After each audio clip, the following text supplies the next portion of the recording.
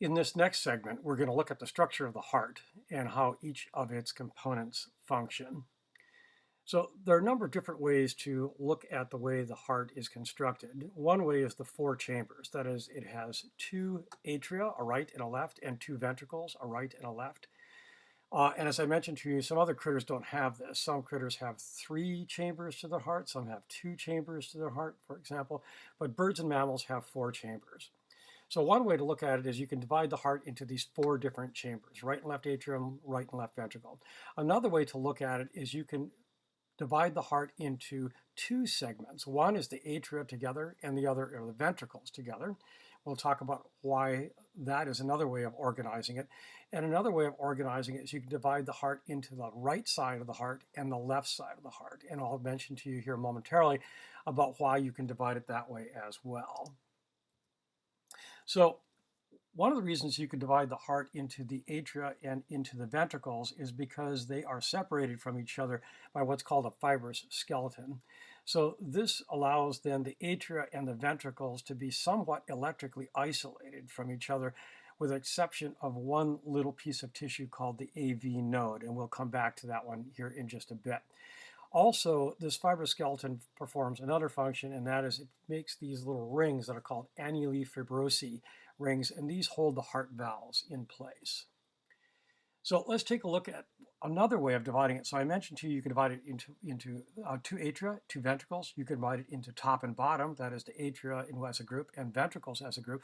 But then you could also divide it into the left side of the heart versus the right side of the heart. And the reason for dividing it that way is that the right side of the heart provides the pulmonary circulation and the left side of the heart provides the systemic circulation. So let's take a look at the blood flow here, and you will need to know these details. So we'll start here. The blood enters then into the right atrium. This is deoxygenated blood from the systemic circulation. So the systemic tissues have sucked up the oxygen and then shed off CO2 as a waste product of metabolism. So this is oxygen poor, CO2 rich blood. It enters into the right atrium, from there into the right ventricle. From there, the right ventricle, it enters into the pulmonary artery. Now remember that an artery is defined as a blood vessel carrying blood away from the heart. In this particular instance, the blood going away from the heart is oxygen poor and CO2 rich, but it is still an artery. So this is the pulmonary artery. It's going to bring that blood into the lungs where it's going to gain oxygen and get rid of the CO2. And then it's going to return via the pulmonary vein from the lungs. And this is going to be, although it's a vein, it's defined as then a vessel bringing blood back towards the heart. It is oxygen rich and CO2 depleted. This is going to enter into the left side of the heart via the left atrium, from the left atrium into the left ventricle, and then from the left ventricle, it's going to pump that blood out through the aorta, and there are branches off the aorta that feed the top part of the body, and then a descending part of the aorta that feeds the lower part of the body. It's going to bring oxygen-rich blood then to the rest of the tissues of the body. So again, this diagram, this whole chart here shows some of the descriptions of those. I just described that to you. I'll just leave that in there for your reference, but we've already described that in some detail, and we'll talk about this some more as well. So as I mentioned then, the fibrous skeleton also helps to hold the valves in place, and there are four valves. There are valves that are referred to as atrioventricular valves. These are the ones that are separating the atria from the ventricles. And then there are ones that are referred to as semilunar valves. These are the ones that are separating the ventricles then from their respective arteries, the aorta on the left side and the pulmonary artery. The aorta on the left side and the pulmonary artery on the right side. So let's look at this in a little bit more detail. So the AV valves, that's probably the name I'm going to use the most, but they actually have other names as well. So the one over here on the right side is sometimes referred to as the tricuspid valves because, well, it has three cusps. So one here, and one here. And then the one on the left side is sometimes referred to as the bicuspid valve because, well, it has two cusps to it. So in addition to AV valve, another very common name that you'll hear and you should be familiar with is mitral valve. So the mitral valve is the bicuspid valve. This is the valve that separates the left atrium from the left ventricle.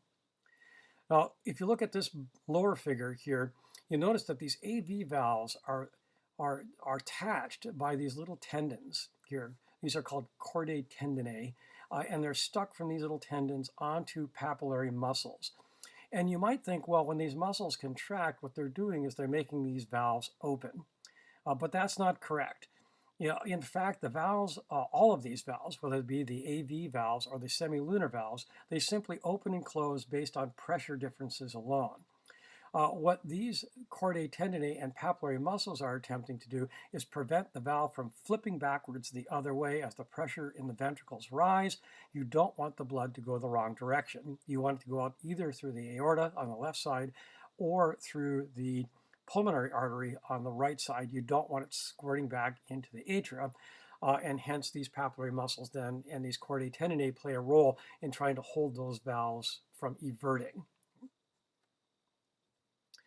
So speaking of these valves and their opening and closing, I mentioned that they open and close based on pressure differences, and we'll look at that in a bit more detail in just a moment. But this is what produces the heart sounds. You'll hear a variety of different names for these. Lub-dub is a commonly way of describing this, or lub-dup is another way of describing this. This is one of the things that your physician or healthcare professional is doing when they're listening on your heart, and they're putting the stethoscope in different positions across your chest to get the best hearing of those valves. And what they are the valves closing. So the first heart sound is the closing of the AV valves. And then the second is the closing of the semilunar valves. Most often, you only hear these two sounds, lub-dup or lub-dub. But in fact, actually, they close at ever so slightly time frames. So the AV valves don't close instantaneously at the same time, nor do the semilunar valves close instantaneously at the same time. So theoretically, there could be really 4 heart sounds, 2 AV valves and 2 semilunar valves, but typically you don't really hear it that way. It's just the 2 heart sounds. So one of the reasons that they're listening to your chest and these heart sounds is they're looking for heart murmurs. This happens when the blood flow through the heart is not in normal. You get turbulent blood flow. Defective heart valves is one example of producing this. And mitral stenosis is one of those examples. This has a number of causes: rheumatic heart disease, rheumatic fever from untreated strep throat can cause thickening of those flaps on those mitral valves. Calcification is another contribution to this as well. But the upshot is that the flow from the left atrium into the left ventricle is impaired. And as a consequence of this, and we'll come back to this kind of a topic here a little bit later, this allows the blood then to back up a bit into the pulmonary vein, as a consequence can raise the pressure of the pulmonary circulation, producing what's called pulmonary hypertension.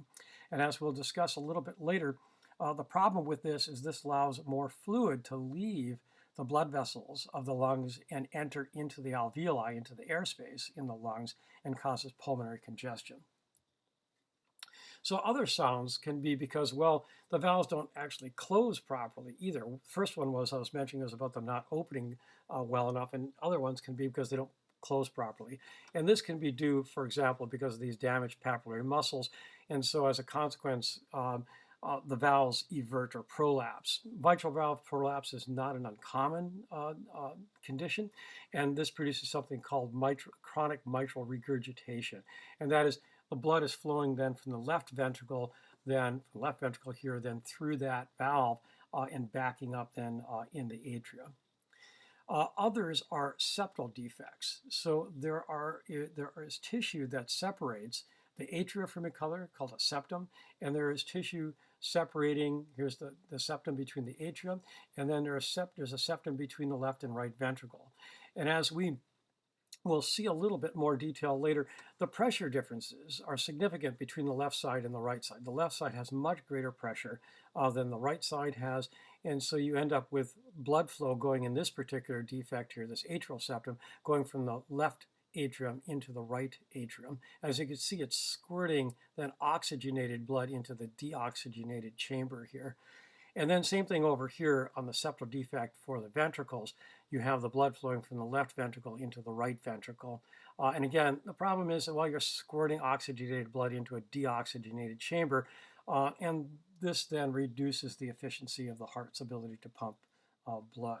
Again, this results then in relatively characteristic kinds of heart murmurs, and this is what your physician, healthcare professional is listening for when they're listening to your heart. So the next part of this is about the cardiac cycle. And so this, I'm sure, is something most of you have heard of, but let's go over it in a little bit more detail and give you some definitions of this. So the cardiac cycle, this is this repeating pattern of relaxation and contraction. So the heart is relaxing to receive blood and contracting to squirt blood. The contraction duration of this is called systole, and the relaxation phase is called diastole. You will need to know those definitions. Now, part of the complication here is that often when people are referring to systole and diastole, they're referring to systole and diastole of the ventricles.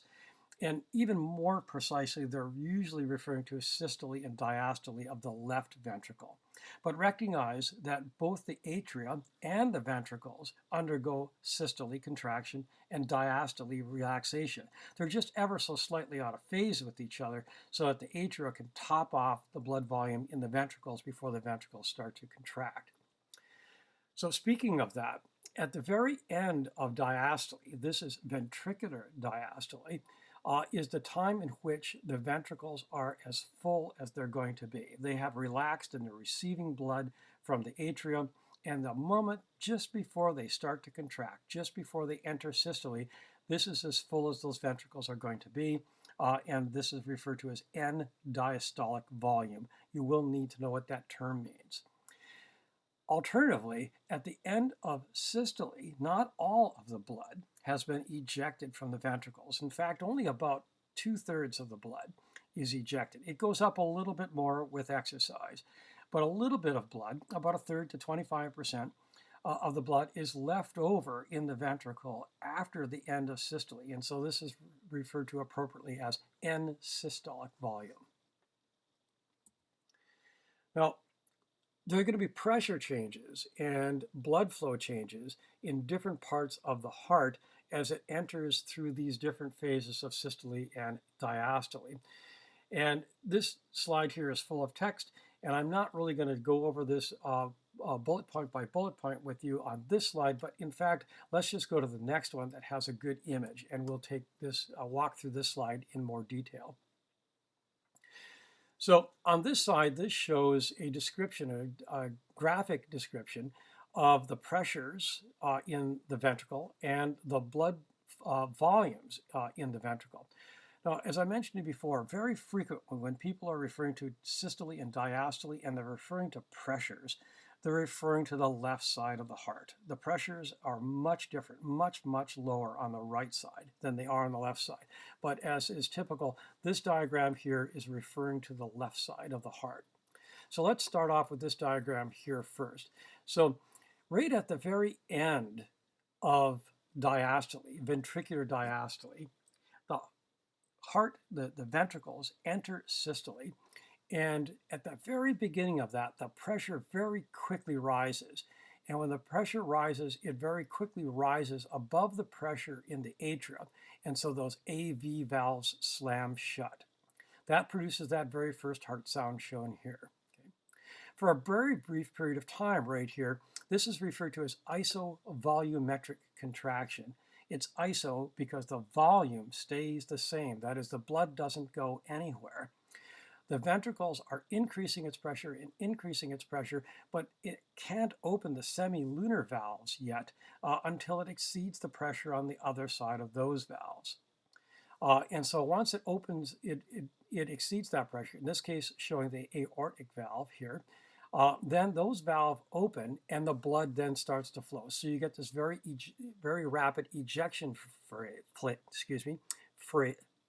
phase. And the volumes in the ventricles then drop. As you can see here, it stays constant, and now it's dropping. Started off at about 120 mils, and then it's going to drop down here to about 40 mils as it not completely, but mostly empties of the ventricles. At that point, the ventricles are undergoing diastole, so they're relaxing. And as they're relaxing, eventually the pressures in the ventricles then drop below the pressure, in this case, on the left side, in the aorta. And so now the pressure in the aorta is higher than the pressure in the left ventricle, and that aortic valve slams shut. That produces that second heart sound. So then for a very brief period of time here, you have something called isovolumetric relaxation because, well, not all the valves are still shut. The aortic valve and the pulmonary valve is closed because the pressure in those arteries are higher than the ventricles. But the AV valves are also shut because the pressure in the ventricles still is briefly higher than the pressure in the atria. That's shown here. And then as that pressure finally drops down to the point where now the pressure in the ventricles are lower than the pressure in the atria, then the AV valves open and blood flows rapidly into the ventricles. This is referred to as the rapid filling phase. The very end of this rapid filling phase, the atria undergo, here's this rapid filling phase, you're trying to get back up to this 120. You're increasing, and right at the very end of that, the atria undergo their systolic phase, and they give that final last little squirt to top off the ventricles. It's not a lot, but about an extra 20% or so of the blood flow of that end diastolic volume of the ventricles is topped off then by that atrial systole.